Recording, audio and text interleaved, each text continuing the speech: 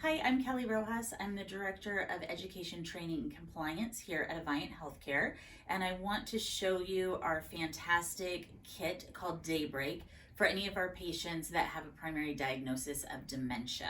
This kit is set up as a toolbox to help with anxiety and agitation for our patients, something that we can use before we go straight to giving them medications.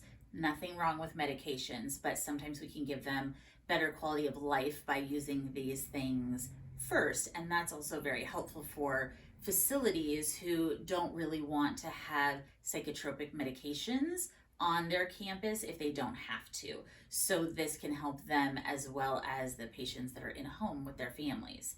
So in this kit, what we have is a weighted blanket. The blanket is 4.5 pounds. We need to make sure we always have an order for it so it's not considered a restraint, and we always want to make sure we have a care plan for it.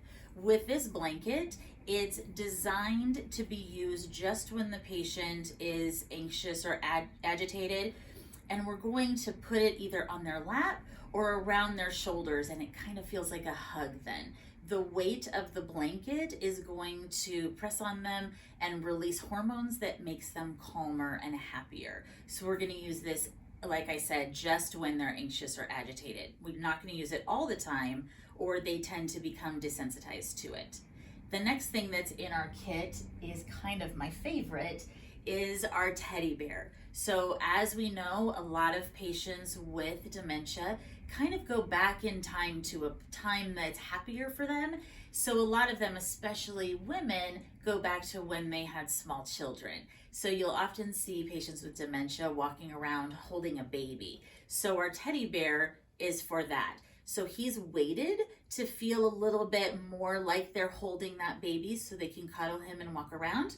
He's also really soft and fuzzy, so he's comfortable to hold. And he's specially made so his eyes and nose are embroidered on, nothing that can be pulled off, put in mouth, and choked on. So that's really great with him. The other thing with him is he has aromatherapy inside. So we can put the whole bear in the microwave for a minute and then give it back to the patient. Then they're cuddling the baby that they love, and they're getting that aromatherapy, which helps calm them down when they're anxious as well. This they can have all the time, and usually they love it so much you can't take it away from them anyway. So that's our bear.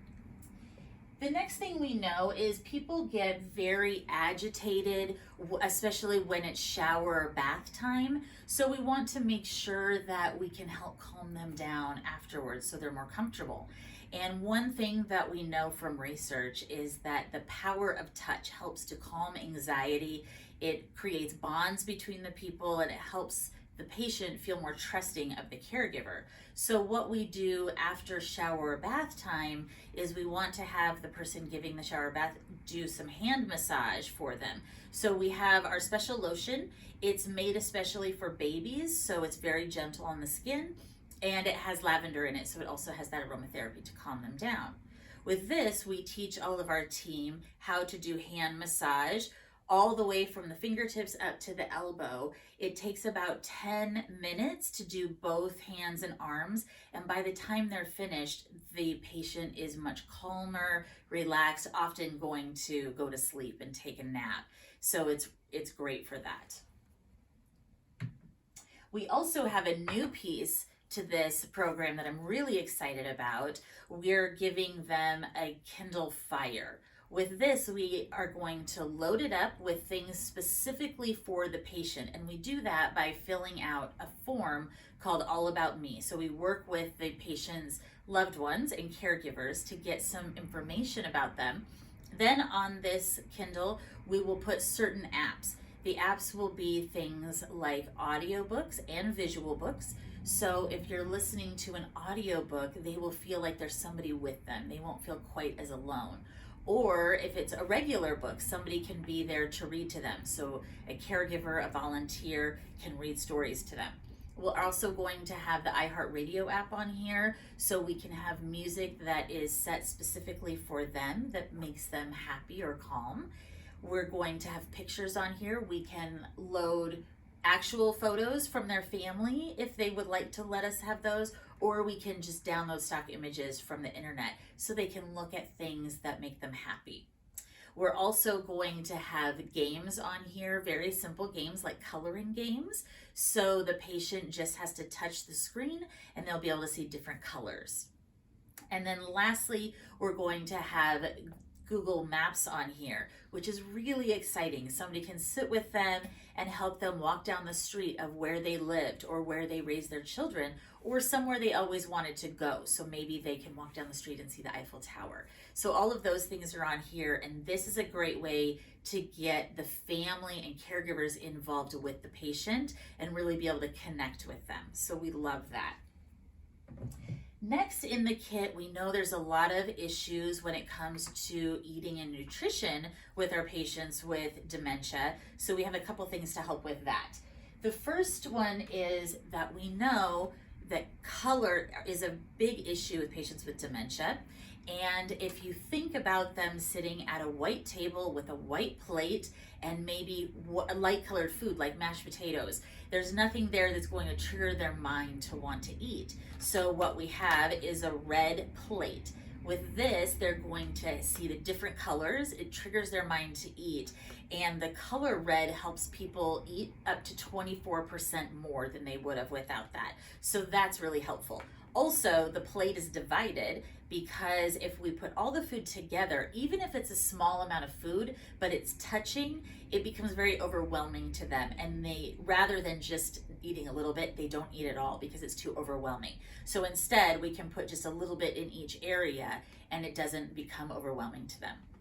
Another trick you can use with helping them eat is if a patient is at a round table, they don't have their own private area to eat, and that kind of stops their brain from wanting to eat. So what I always recommend to do is move them to a square table where they have their own area, or if there's not a square table, to the overbed table that we provide for our patients, and that gives them that area that is just theirs, and that triggers their mind to eat a little bit more as well.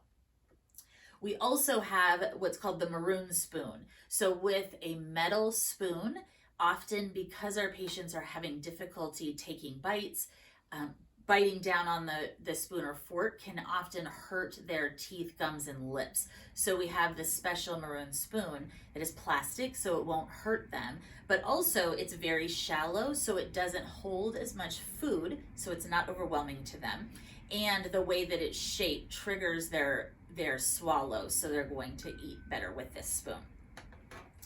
We also know that drinking is an issue for our patients. They forget how to hold the cup, they forget how to suck out of a straw, and for you and I, when we take a drink, we automatically tip our head back to take that drink, and they forget how to do that. So we have a special cup called the nosy cup. It's kind of hard to see, but we have a cutout right here, and we want to face this cutout away from them so when they take a drink, they can tip the glass all the way without having to tip their neck, so they're going to be able to drink more. And then you see that it has red on the glass. That's because the same as with eating, the red triggers their mind. So with drinking, it helps them drink up to 84% more. So that's really helpful with the cup. And then the last thing that we have in the kit is our family guide. So this guide really helps family members. It gives them information about dementia. It helps them kind of know what might be coming, and that's super helpful to not be as scary if you know what's coming, and it has resources in here for them.